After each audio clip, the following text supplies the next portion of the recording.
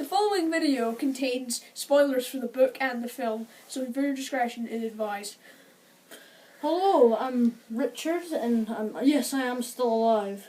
And this is John.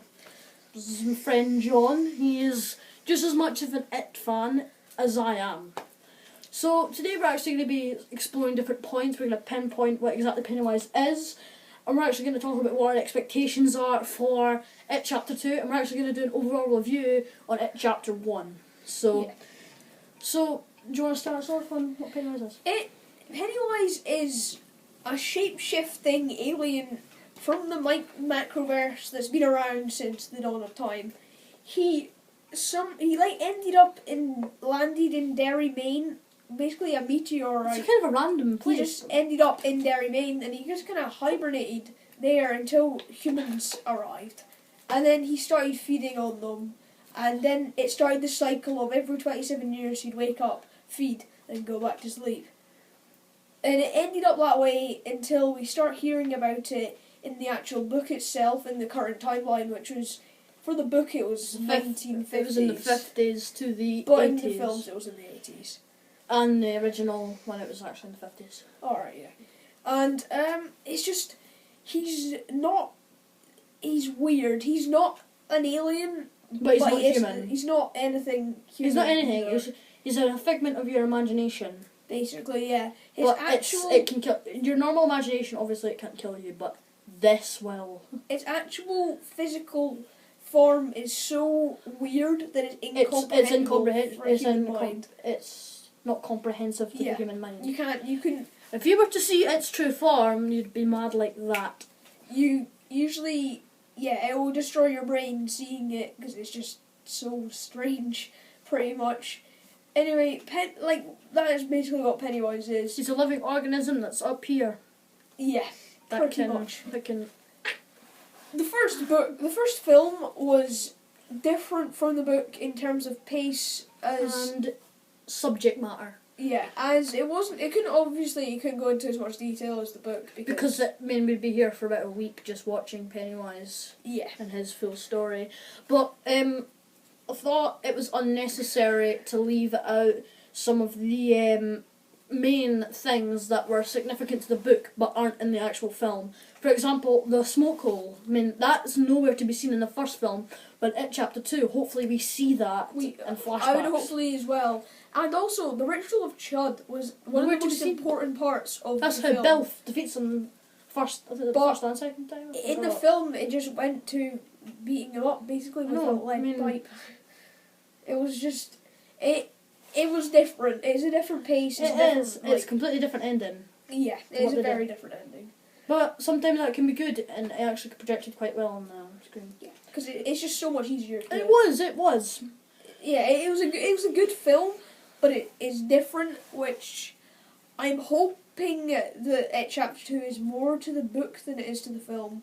Yeah, because, apparently it is, because at the end it shows It true form, but if you haven't... Well, I know what It true form is. It's a spider.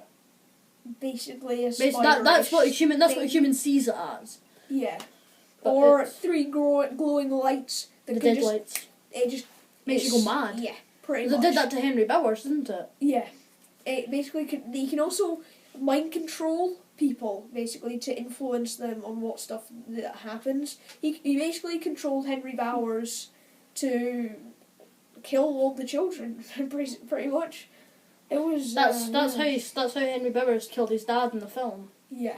It didn't...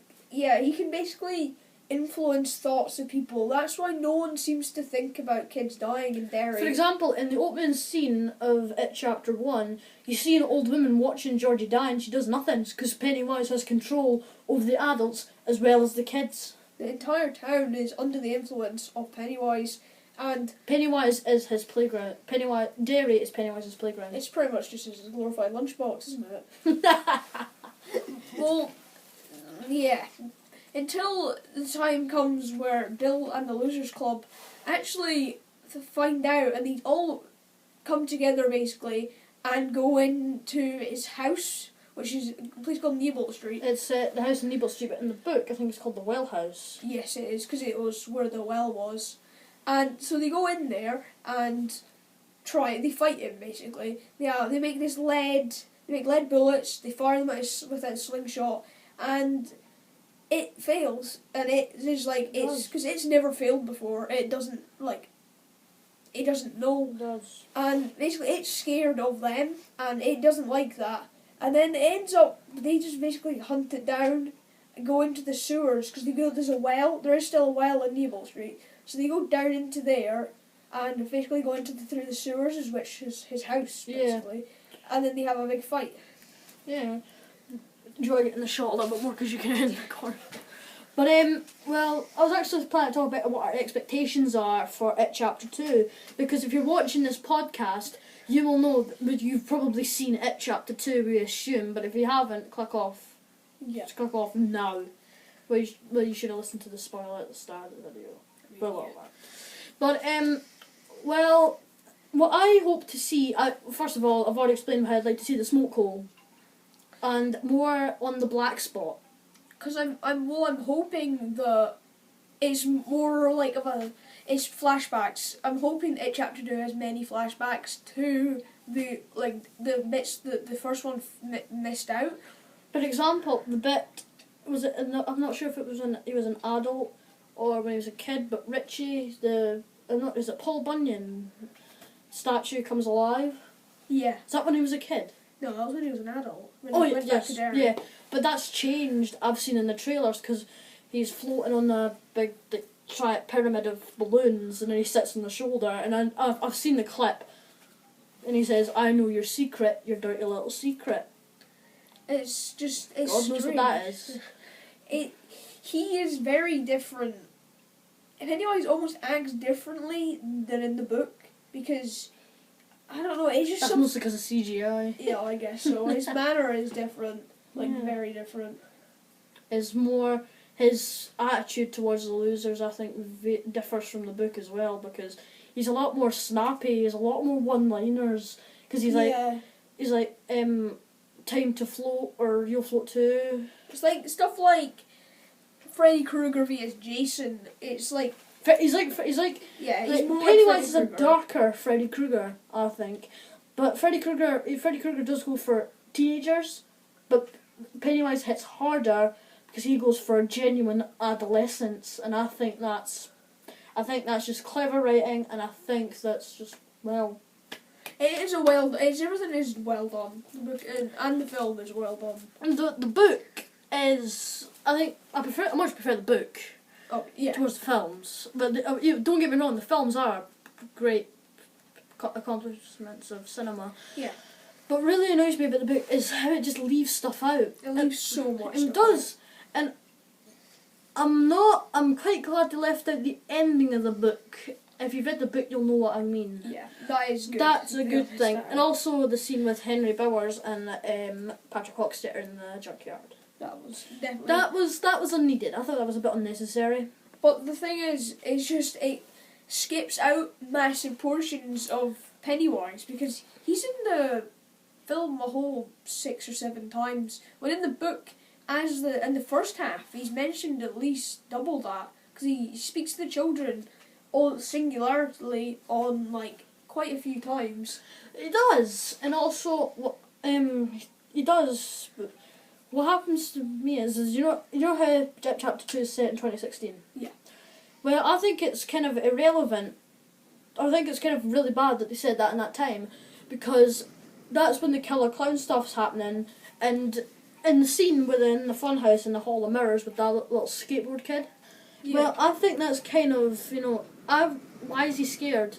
Because you would expect clowns at a fun fair, at a carnival, but I understand why they also understand to an extent, because, I mean, I would run away if I seen him. He did do paranormal stuff.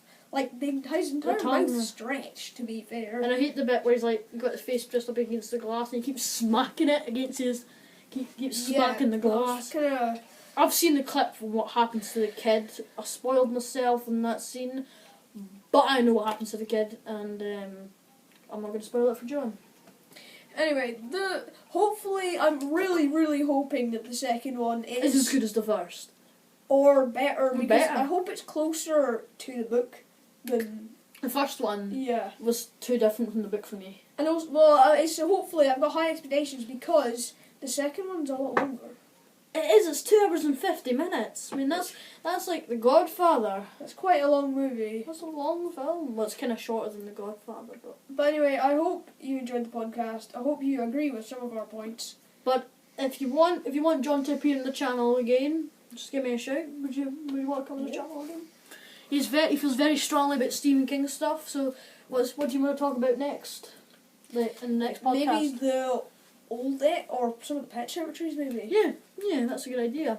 So if you enjoyed this video, please give us a like, subscribe. Tell me if you like these podcasts because I think we enjoy doing them. Yeah, I enjoyed it. We enjoy doing them. So give us a shout. See you later, guys. Thank you so much.